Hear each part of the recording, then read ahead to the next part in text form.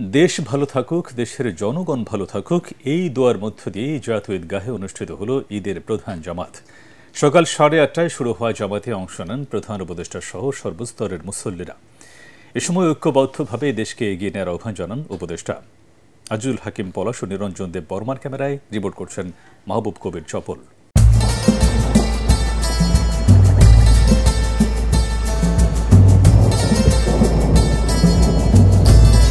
ঈদ মুসলমানদের জন্য একটি বিশেষ দিন, যে দিনে আনন্দের সাথে আছে পুণ্য অর্জনের সুযোগ। সেই সুযোগ নিতে দলে দলে মুসল্লি ঈদগাহ ময়দানের দিকে। বাবার হাত ধরে সন্তান, ভাইয়ের হাত ধরে ভাই, বন্ধুর হাত ধরে বন্ধু, দোস্ত দুশ্মন সবাই মিলে যান এই দিনে। এক কাতারে সামিল হন প্রধান উপদেষ্টা থেকে শুরু করে সাধারণ মানুষ। মূল প্যান্ডেলে অবস্থান করেন ৩৫,০০০ মুসল্লি। নারীদের জন্য নামাজের আলাদা ব্যবস্থা করা হয়। জায়গা না পেয়ে রাস্তায় দাঁড়িয়ে যান অনেকেই। সকাল 8:30টায় শুরু হয় জামাত। ইমামতি করেন বায়তুল মোকাররম জাতীয় মসজিদের খতিব মুফতি আব্দুল মালেক। ওয়ালটন আবারও মিলিনিয়ার অফারে ওয়ালটন ফ্রিজ কিনে আপনিও হয়ে যেতে পারেন মিলিয়নিয়ার। খুতবা শেষে কথা বলেন প্রধান উপদেষ্টা ডক্টর মোহাম্মদ ইউনূস। আজকে একটা অটুট ঐক্য গড়ে তোলার দিন, এবং আমরা স্থায়ীভাবে এই ঐক্য গড়ে তুলতে চাই। ঈদের জামাতের এটাই আমাদের কামনা।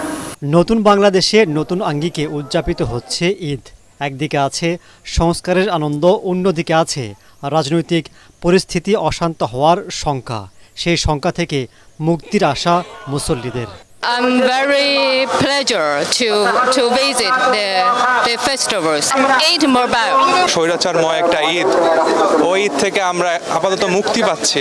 সে মুসলিম হয়েছে, মুসলিম কালচার তাকে দেখানোর জন্যই এখানে আসা। মহিলাদের তো আসলে মসজিদে কোনো নামাজ নেই, ঈদগাহ মাঠে নামাজ আছে, এজন্য ফ্যামিলি নিয়ে সবাই চলে আসছি।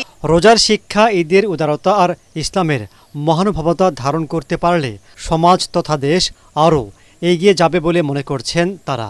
মুসলিম বিশ্বের মতো আমাদের নারীরাও এখন পিছিয়ে নেই কোনো দিক থেকেই, নামাজের দিক থেকেও। ঈদগাহ মাঠে কি অবস্থা হবে, সিচুয়েশনটা কেমন? তো আলহামদুলিল্লাহ ভালোই। ভবিষ্যৎ বাংলাদেশকে আমরা করাপশন মুক্ত বাংলাদেশ চাই। ঈদের জামাত কেন্দ্র করে জোরদার করা হয় জাতীয় ঈদগাহর আশপাশের নিরাপত্তা। ঈদে উৎসবের প্রচলন হয় আজ থেকে ১৪০০ বছর আগে। ইসলাম বিরোধী অনুষ্ঠান থেকে বিরত রাখতে দুই ঈদে উৎসবের প্রচলন করেন নবী করিম সাল্লাল্লাহু আলাইহি ওয়াসাল্লাম। সেই থেকে চলে আসছে। তবে ঈদ শুধু একটি অনুষ্ঠান নয়, হিংসা বিদ্বেষ ভুলে সবাই মিলে এগিয়ে যাবার অনুষঙ্গ, সেটি মনে করছেন মুসল্লিরা। মাহবুব কবির চপল, এটিএন বাংলা, জাতীয় ঈদগাহ ময়দান, ঢাকা।